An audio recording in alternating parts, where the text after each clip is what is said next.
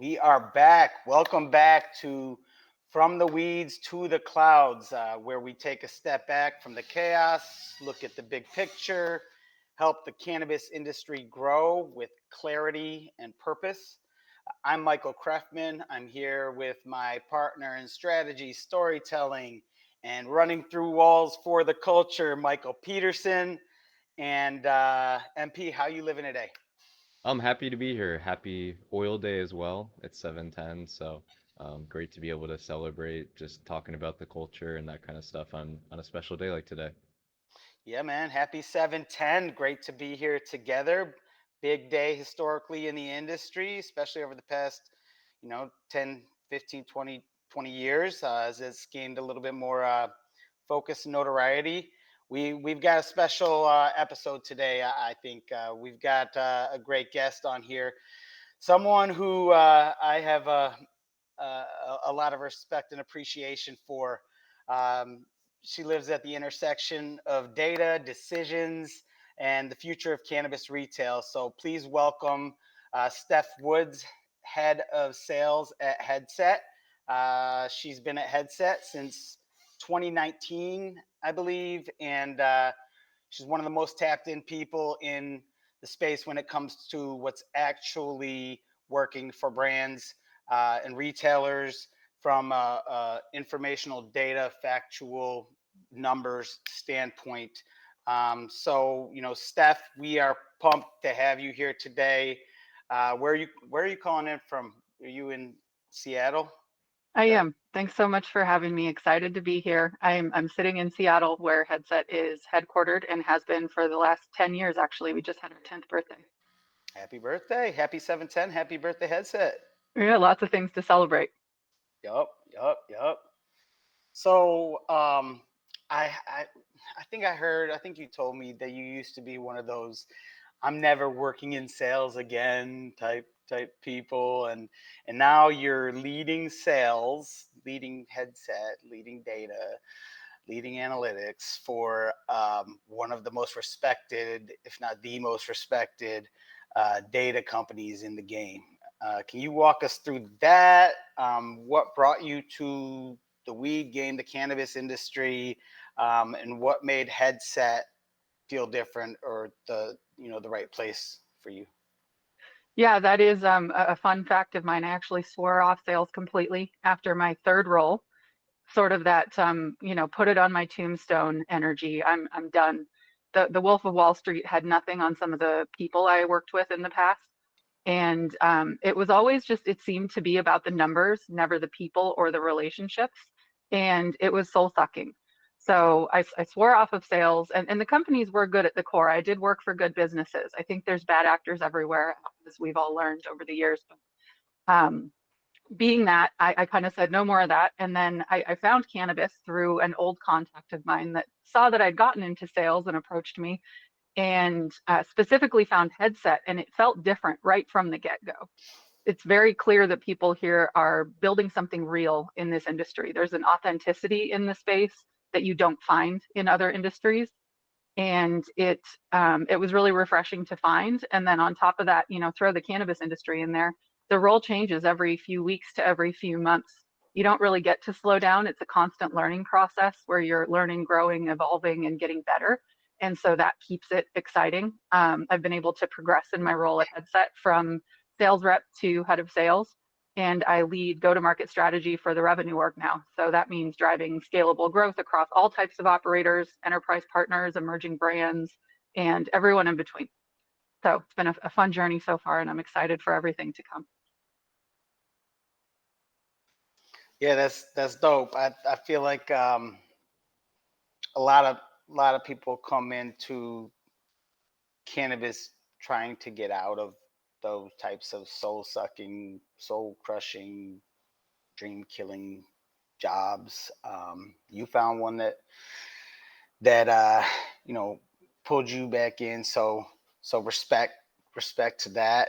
And let's get into it.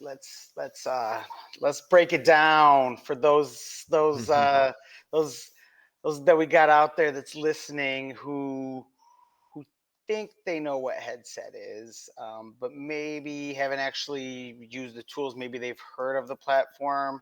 Um, yeah, what are the key platforms that headset offers, and who are they really built for?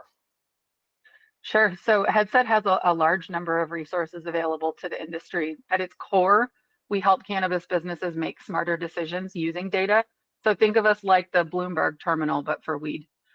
If you're a retailer looking to improve your profitability, if you're a brand trying to grow your market share, if you're an investor don't that doesn't want to play the game blindfolded in a maze, we have different tools to support different objectives and missions. There are three core tools.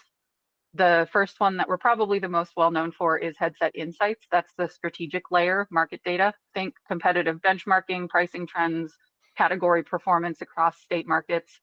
That's the market data piece. We also provide retailers with a tool called Headset Retailer, and it's a day-to-day tool for operators. It can show what's working on the shelf and what's just sitting there taking up space. There's a large amount of information available in that tool. And then the third one, which is I think the most exciting one for me to talk about in Headset right now, is kind of the future of where things are going, and that's Bridge. Bridge connects brands and retailers with permissioned sell-through data. We think of it like relationship therapy for wholesale partners. It gives you the information to share with each other so that you're both, working towards the same goal of more revenue for everyone, better margins for everyone. Um, we also just launched Nexus, which is an AI powered ordering tool that sits within Bridge. So think of that like a smart assistant for wholesale reorders. No more hope and guess orders or not knowing what has sold through. It will actually put together suggested orders for you based on historical information, sell through velocity, all of that. So yeah, those are the three main areas. And then we also have a bunch of free information. I think we'll probably touch on some of that a little bit later, but our website's a bevy of free reports, blog posts, industry reports, top products reports. We have a ton of information available for people that don't want the full data set and just want surface level pieces of information to make quick decisions. That bridge nexus piece is dope. I wanna maybe drill down a little bit on that one later too, because figure out how that may be, if that's just a little bit more advanced information flow or overlay platform than the previous inventory or still existing inventory reorder report, and just represent it, or if it's smarter, or how that's really looking right there. So if we got time, maybe we can dive in there. Otherwise, I'm gonna steal your time next week for a one-on-one. Okay, sounds good. Yeah, there's lots of cool stuff in there. It's the future. Yeah, Can I that ask a sounds question? amazing. I'm curious, Yeah. like I I hear from brands all the time they don't have that same access like you're saying like the retailer has, right? So it's the problem that the brand has is they say you have the data on the customers. I don't know my customers. I don't know who I'm trying to provide to because I don't actually sell to them. I'm just that wholesaler, right? So is that really the thing that you're trying to help solve, or one of the main problems that you're trying to help solve is just make that information more available for both sides so that they can benefit from it? Like, Yeah, information more available. It can be helpful for demand planning, like brands having to all of a sudden redirect a shipment that was meant for someone else to a retailer that they have prioritized in a higher slot because they didn't know the order was coming. It's a system that lets them see what is actually selling through. And gotcha. then the Nexus portion of it is really it's the first API to Headset that we've created. So you can tie in additional data sources there. We've got a couple of integrations with wholesale partners coming down the pike, and looking more to increase, all the cannabis retailers and brands are all, they have, probably hundreds of different tools available to them at this point. And we're trying to get to the point where they can all be connected, moving more in the direction of the tools that the CPG, grocery, alcohol, tobacco industries have had at their fingertips for decades at this point. So how do we get there? That makes sense. Yeah, I know. It feels like we're so antiquated from my first job out of my first internship junior year at Ross School of Business at University of Michigan. I was working down in Arkansas, in Rogers, Arkansas, um, and I was working with SC Johnson on their vendor managed inventory team on their Walmart account, and I had all the data in the world about Walmart and off and raid insect control products as we were drilling down into localized West Nile virus and how it was hitting harder in Minneapolis area. And I could see by store by customer and Yeah, look we at don't have that. I know, but Mhm. we do and we will. It's just a matter of that the data is out there. Is Steph's team and other great tech companies who are pulling that together. It's a matter of business partners that are willing and strategic enough to want to have the want to be able to be better at running their actual businesses instead of working harder.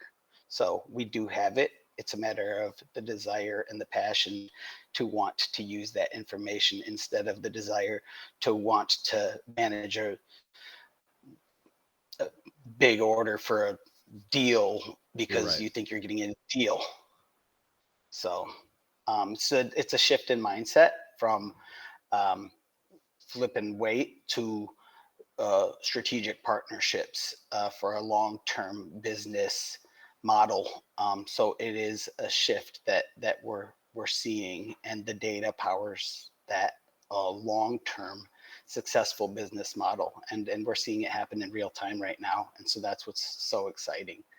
Mhm. Um, so Steph, you've been You've been at a lot of conferences. You've been at MJ Unpacked. You've been at NECAN, Benzinga, boots on the ground, eyes on the dashboards. What, from a trend standpoint, what's jumping out at you lately, uh, and how are things different state to state and on a high level? Uh, Yeah, yeah. so from the four, I think I can talk about four different markets from the conferences that we've been at in the last few months. Headset's been putting together market snapshots for the industry conferences, excuse me, that we attend. Um, so I'll start with Missouri. We were just at MoCan. June sales in Missouri hit nearly 120 million. That's actually great growth from earlier this year. And the interesting thing about Missouri for us to see was that the average daily dispensary sales are about $17,000, which is not small potatoes. It's a lot higher than in other markets. Flower and pre-roll prices are starting to compress in Missouri, but value brands are scaling pretty quickly. And the total market size is catching up to Illinois pretty quickly. Mhm. So those are just some quick hits from Missouri. Any Well, questions or question about that. yeah. Maybe I'll wait, but I guess what where do we get to? Because I asked state level, so I didn't ask about this, but Missouri's pretty good. I think it's a pretty good market, like really good Mhm. market, and if not like maybe the best. I don't. It's it's hard to say, but what does that look like from people jumping over the border from a state next to it, and how much of the business is that? Uh, versus an Illinois market where the same thing and customers that could shop there, but that are I know. choosing to not shop there because they can go to another close state and purchase higher quality products for a fraction of the price. So, Yeah. yeah, do you guys have insights that get down to county or isolate border? Are we there yet? We're not quite there yet. What we do have is our team of analysts is able to put together things like a border store report. We've done them in the past. The challenge for us is that we've worked very hard to be a great partner to our retailers that we work with. And so we're not at a point yet where we unmask regional data without potentially sharing a little bit too much. So we're working on some other fun updates that'll get us more regionality to be announced in the upcoming quarter, but I can't really say more than that right now. That's awesome, and I look forward to that when it's available. Please Hmm. let me know. And Yep. Yeah. so that's Missouri. Yep. Massachusetts, when we were at NECAN. So Mass is actually a pretty impressive market. Sales have leveled out to about 110, 120 million a month. But vapes and pre-rolls are steady. Flower pricing dipped a little bit. Pre-roll pricing is oddly resilient. It's still about 950 a unit. I do think that this is one of the cases where we see when you get the introduction of the pre-roll formats that include infused pre-rolls and multi-pack pre-rolls, Mhm. that tends to up the average item price. And that can be something that's contributing to pockets of growth, even though it looks like the entire category is declining in other areas. So it is important sometimes to remove layers of things and not look at the entire pre-roll category, but be able to drill into those different segments of the category. So there's some interesting stuff going on in mass once you pull back the curtain a little bit. Absolutely, absolutely. I know mass was a big, hot topic when it kind of came online, and it's been a little quieter. I feel like on a national conversation standpoint lately, but it's great to get those insights. And again, when I start talking state level, I always want to say, well, how is that by, what's that look like in the metro areas versus the. So I can't wait till that data is available. But which other markets are you got some? Um, So you had four markets. Mass is a Yeah. good segue into New Jersey, actually. We've seen some really interesting trends in New Jersey. Unlike Massachusetts, where we have seen the influx of infused pre-rolls, multi-pack pre-rolls, New Jersey is it's still the land of high margins. The average item price for the market as a whole is still over $30. It has dropped almost $10 year over year. So looking at a traditional, market, once it launches a recreational program, it takes probably about 2 years for the canopy to catch up to the demand, and that's where we start to see that pricing compression happen. Yep. So it's kind of a wait and see right now to if we've already hit that point, and that's why we're seeing things come down, what the extra licenses that are coming out are going to do. But the interesting tidbit about New Jersey is contrary to Massachusetts, New York, all these other markets where infused pre-rolls are making up as much or more sales than non-infused pre-rolls, New Jersey still has a very small percentage. I think it was, gosh, I was looking at this, about 3 million in sales to infused pre-rolls last month, and it was more like 13 million to non-infused pre-rolls. And so that's very different than we're seeing in most Yes. other markets, even ones that have recently legalized. They tend to have that infused segment hit quickly and grow even quicker. And we're not seeing that yet in New Jersey. So we'll be watching out for when those secondary form factors that involve extraction, additional manufacturing really take off in that market. I think there's still a lot of changes to come. I had two questions based on Yeah. that information. So you said the average item price New Jersey's 30, which is higher. What's the national average there? And what about basket size? Is that a metric that we look at as well? I don't have those off the top of my head. I can look It's them all up good. though. I was just I'm like, so what does that look in the grand scheme of things? I think I want to say in Michigan, baskets probably around somewhere in the, I don't know, 35 to 50 range. And I know border towns, they go way higher, and other towns they're lower than that. Average item price, I think in Michigan is probably around $9, and the average items per cart is probably around three, something like that. So I think it's about a 3x average item price in New Jersey versus Michigan. Um, and then my next question was, what are these brands that are in New Jersey? Because it's all MSOs over there. And do they have Jeter? Do they have Steezy? And who are the infused pre-roll brands that are doing anything? Because once Jeter comes to a market, everything changes. Exactly. Yeah, there's only one pre-roll product in the top 20 uh, right now, and it's a dog walkers SKU. Um, I do have the average item prices for 14 different markets in front of me. Michigan is at the bottom, Mm-hmm. $9 It's not. It's nine. average item price. It is nine. Yeah, That's great. yeah. Boom. Oregon and Boom. Washington are right above that with 12. um, Colorado, Florida, Massachusetts, Arizona, kind of all floating in the middle. Nevada is the high end of that medium bucket at $21. And then the high end bucket, I'd say, starts with Maryland, Missouri, Illinois at $27 to $30. The Fascinating. highest price is Ohio, actually.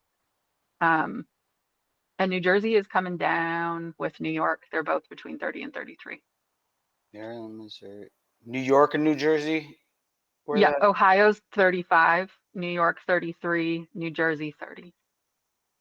That's Cincinnati. That's got to be Cincinnati because it's just people that's too lazy to drive up to Michigan. Like, what are we Well, I talking? think too, one of the products that moves a ton of volume and brings that average item price down is the pre-roll. And pre-rolls aren't allowed in Ohio yet. They're still running Oh, under the medical rules.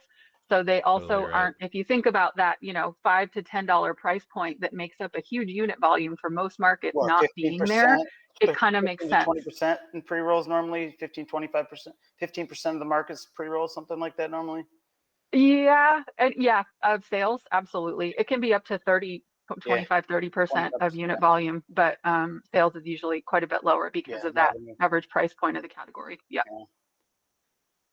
I mean, what do you think about those markets, Peterson?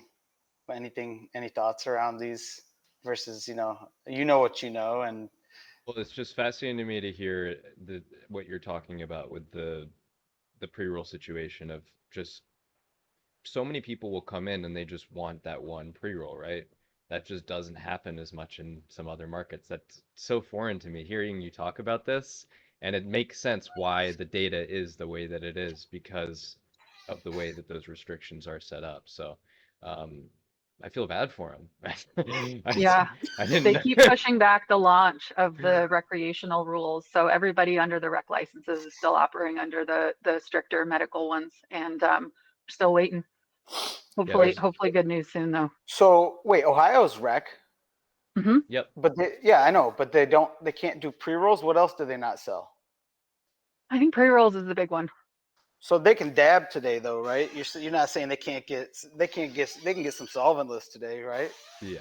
I think so. Yeah. Yeah. Thank Okay, God. just making sure. Just looking out for the one that school down south. So that's all. That's what us Wolverines call them. So I don't know. So yeah, I think if we could jump into a little bit of pricing and promos, profitability, some of my favorite P's, along with Peterson. All my favorite P's. But let's talk money, like specifically margins. Everyone's feeling the pressure. There's not money out there to be raised. There's not money to fund businesses. There's not anybody selling a business. There's not anybody buying a business.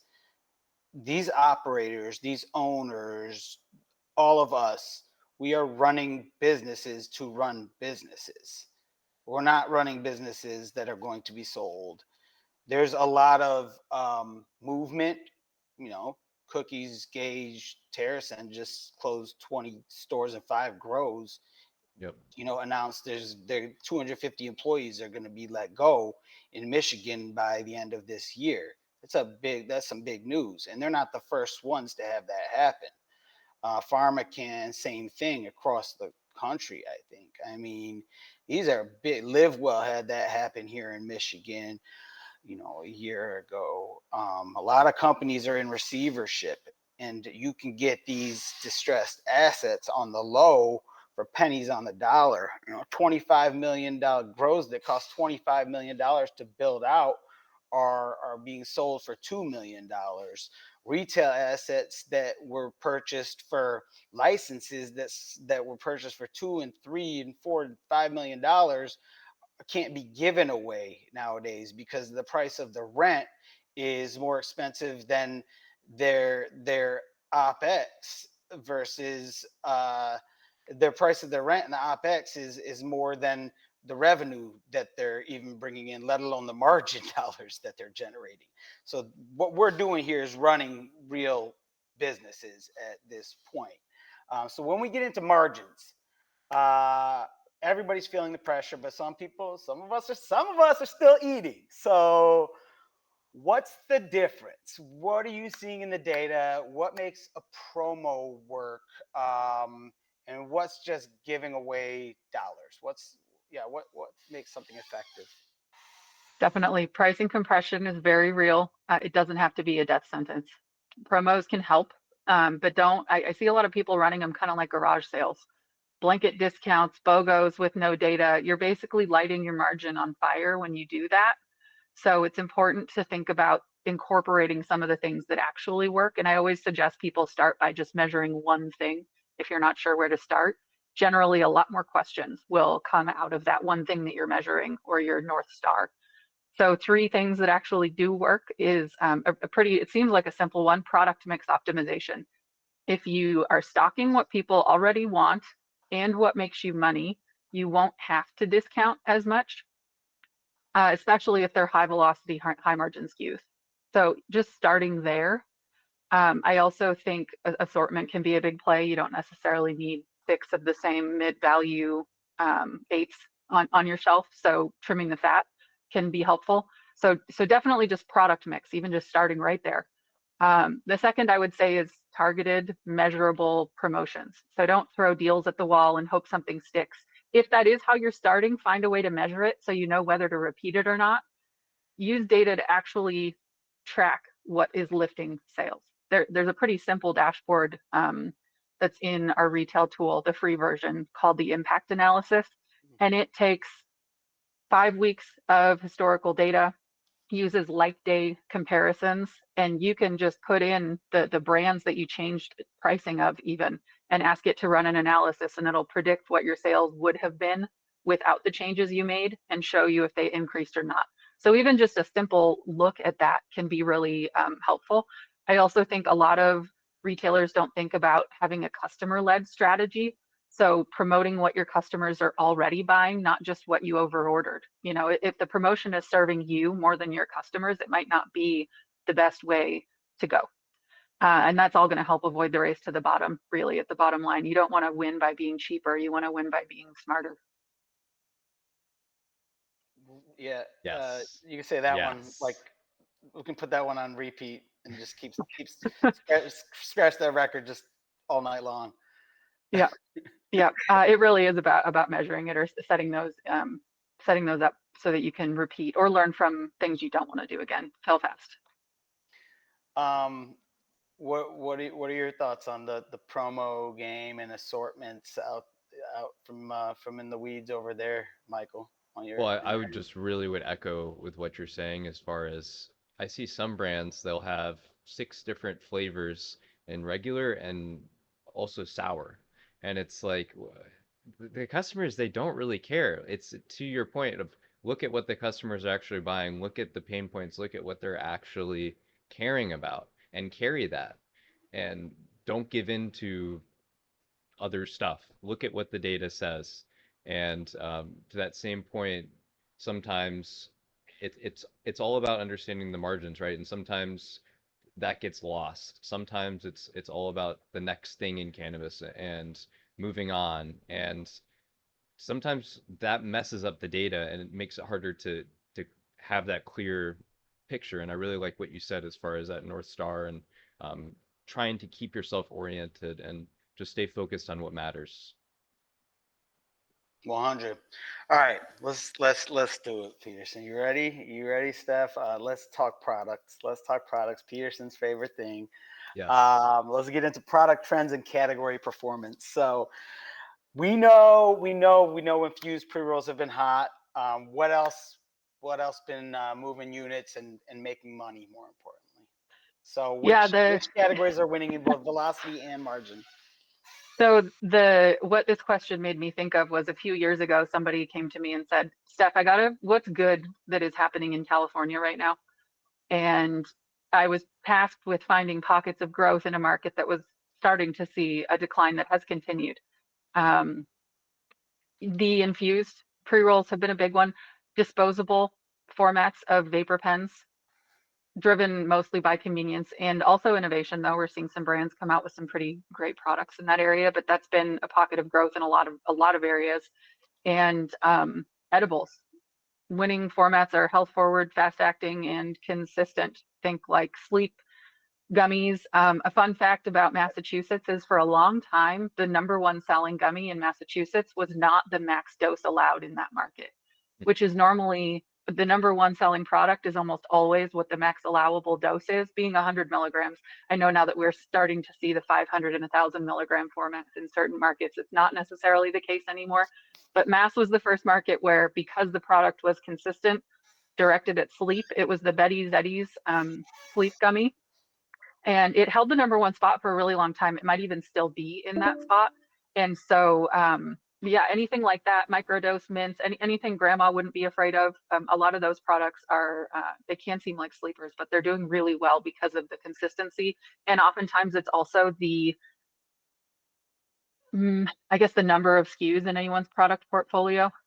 It was already kind of touched on already, but keeping that streamlined and really focusing on what's working has been helpful for those brands. 100. So, like, you're seeing Peterson, you mentioned, like, there's plenty of brands out there that may seem like the brands are over assorting their SKUs, right? So, as a retailer, if you've got a choice between, from a retail merchandising and assorting your line standpoint, and Steph and Michael, I want to hear both of you guys' perspectives. What happens when you got Camino and Lost Farm and Wild and Wana?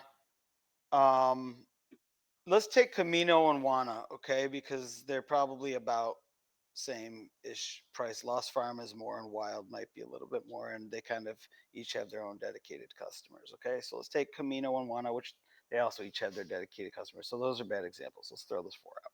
Let's use some other brands. Let's take a mid or a low value, lower priced option, and take brand X and Y, Yep. okay, and Z, and X, Y, and Z, because there's plenty of these brands, okay, and they're mid-tier price brands. And in Michigan, you're buying them retail for anywhere from $3 to $8 for a 200 milligram package Yep. of these Six gummies. for Okay. 20. Yeah, yeah. So let's say that these brands each offer 10 regular SKUs and 10 sour SKUs. Okay. And they all have a CBN option and ratio options and all of these things. How many of those brands do you carry? And how many SKUs of each brand do you carry? And how do you choose which brands you're carrying? And how do you choose which flavors or which SKUs from each of those brands you're going to carry? Real question for you, Michael Peterson, if you are the one to make that decision. Yeah, well, so first of all, a lot of times there's other factors at play too, right? Like when you're talking about carrying a brand, you may be carrying a brand in their edibles as well as their disposables and pre-rolls and all that other stuff. So you're just carrying the whole brand, and maybe one or two of their categories don't sell as well. So um, if you're on top of data, you definitely would be aware of that and then carry a couple less of those, right? And that's how I see so many stores that really start to mess up is they just kind of blanket and aren't thinking about those things that you're talking about, right? Like those all those questions that you're asking are questions that don't really get asked that much a lot of the times. Um, it's a real challenge, and it's something that is why we're having this discussion right now is that it needs to be a data-based decision.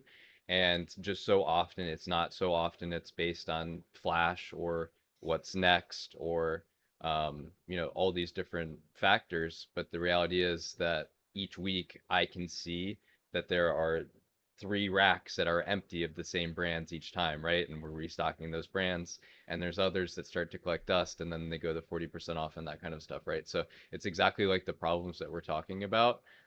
It's a real thing in this industry, and I don't necessarily have the answers because the data has the answers, right? And that's why we're thankful to have that data. Yeah, yeah, love it. Numbers don't lie.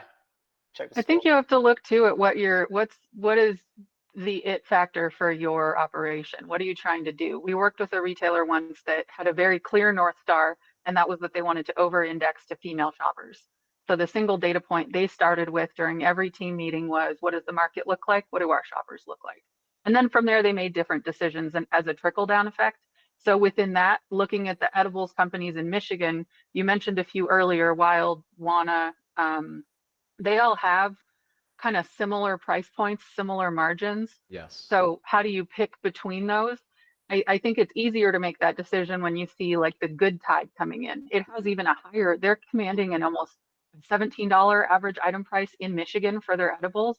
And the product is a solventless hash rosin high dose gummy, their number one selling product. So the differentiator there is them focusing on the hash rosin, commanding a higher price point, and people are paying it. They're the fifth largest selling edible company in Michigan in the last 90 days.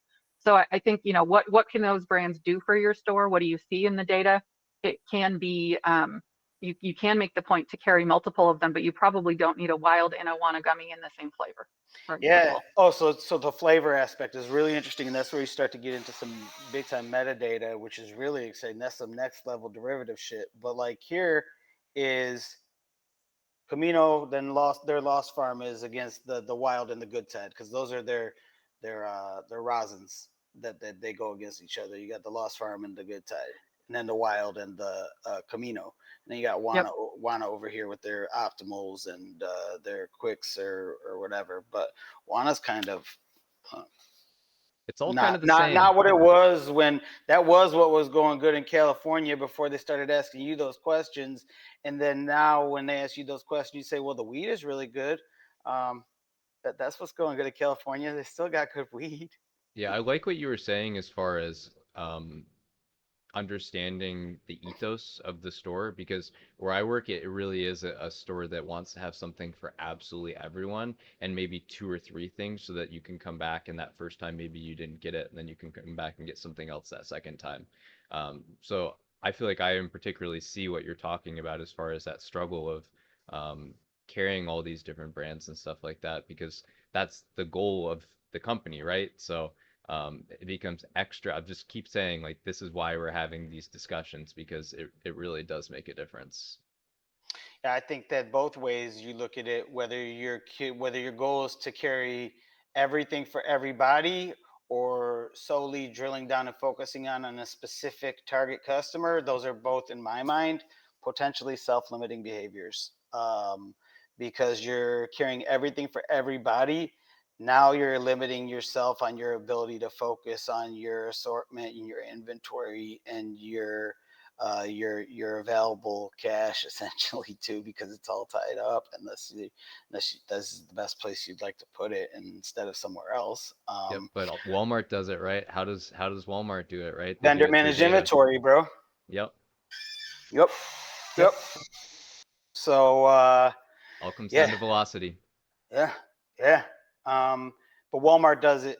Target does it. Every big grocery retailer, and I don't know the apparel as much as probably not, but they have terms with their brands, and they have offloads and the outlets then go to the TJ Maxx's and the Marshalls and the one-off stores, the Nordstrom Racks and the Saks Fifth. So, do you want to be a Saks off Fifth and a Nordstrom Rack?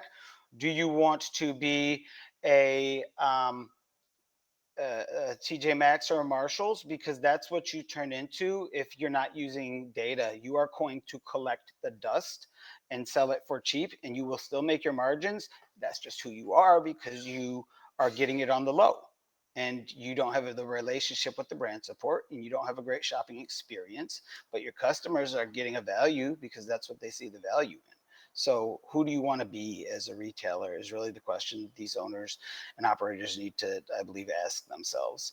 I mean, I think with that, what are, for the retail fam out there, because we talked brands, we've talked retailers, for the retail for our retail people, what's separating in your guys' minds, which I know we've kind of hit on a little bit, but just specifically the top performing shops from the ones barely hanging on. If you had to give Steph 2 to 3 high impact habits that successful retailers follow, what would those be from your perspective? Yeah, some of these might seem like recurring themes, Hmm. so bear with me. But what one would be definitely they check their data weekly, not just sales. I mean, SKU level margins, velocity, and what's sitting on your shelf, Hmm. what's tying up capital. using tools like the underperforming SKU dashboard. It's like a Marie Kondo for your inventory. There are solutions out there to be able to clean this stuff up. And even 30 minutes a week of looking at the same report can start to highlight inconsistencies and opportunities. So that'd be the first one, is set up some program where you're looking at data at least once a week, even for a small amount of time, with some benchmarks to hold yourself to. The second would be planning promotions in advance. So no last minute Hail Marys, just targeted data-driven campaigns. Bonus points if you A/B test it. The successful operators that we see do A/B test promotions and actually look at the lift between the two different programs. So that's a big one, back to the measuring and tracking your campaigns. And then the third is most successful retailers that we work with have simplified their assortment in some way.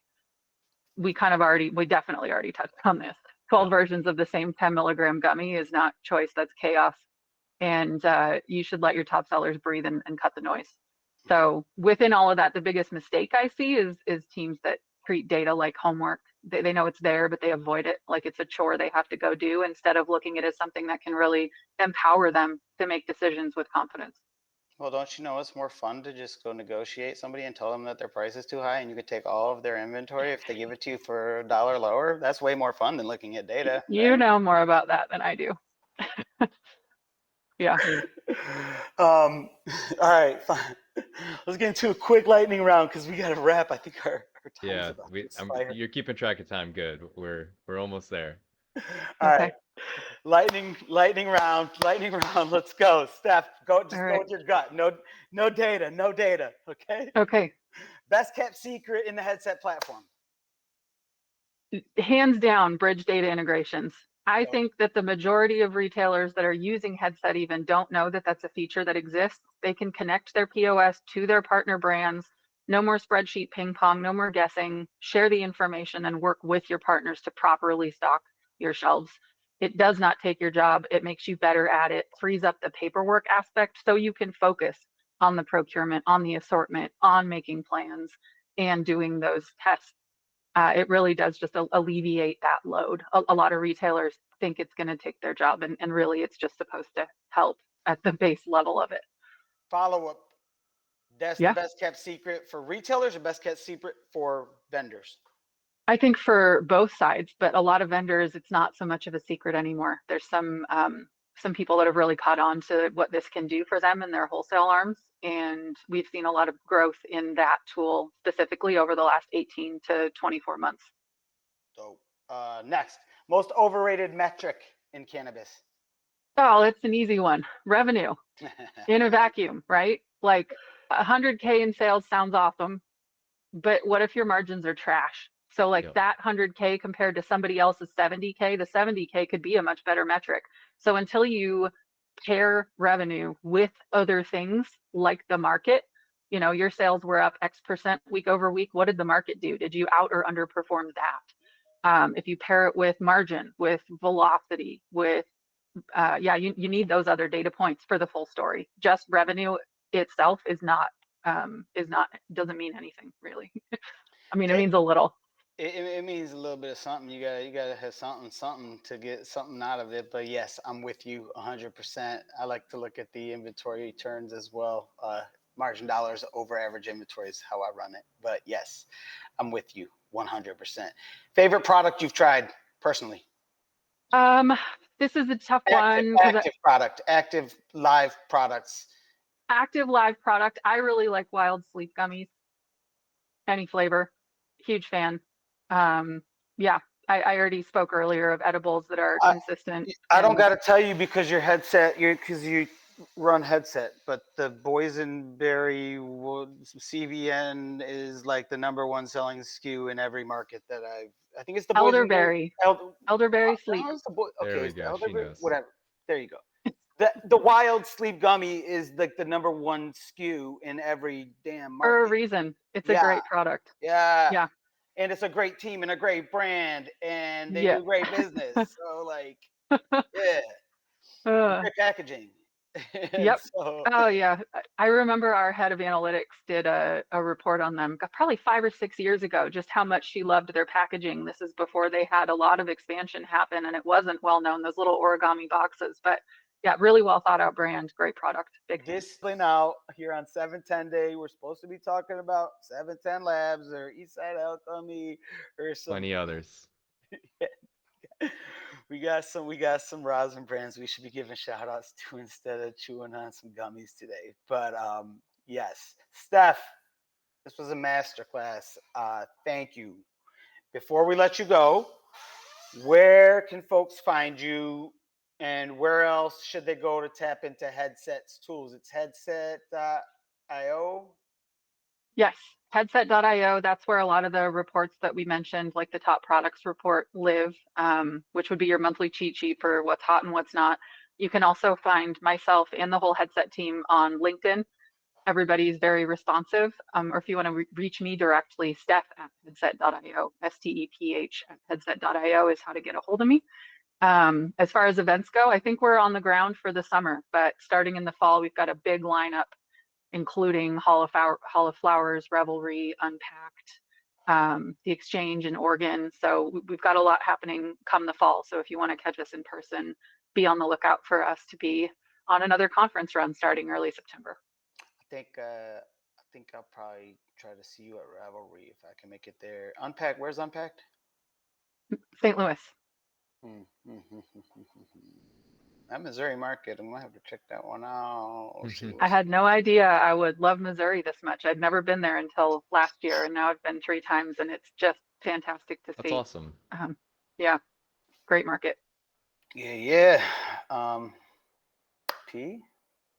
Thank you. I really appreciate you taking the time. This was fun. Yeah, Yeah. it was a pleasure to be here. Thanks so much for having me. Really appreciate you guys. So yeah, that's it for our special 710 holiday edition. I know we probably won't show out onto the streaming services for takes a little time for the edits and whatnot, limited editing. But thank you, Headset. Thank you, Steph. Thank you, Michael. But yeah, thank you, Headset, for helping to power our show and our data and providing some information that really helps us understand what's really actually happening in this industry from a data standpoint.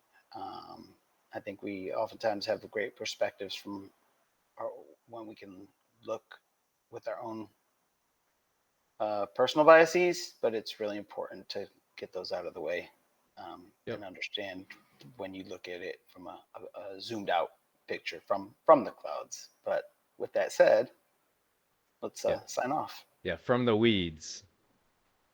To the There clouds. we go. Take We care. out. Boom. All right. So yeah, that's it.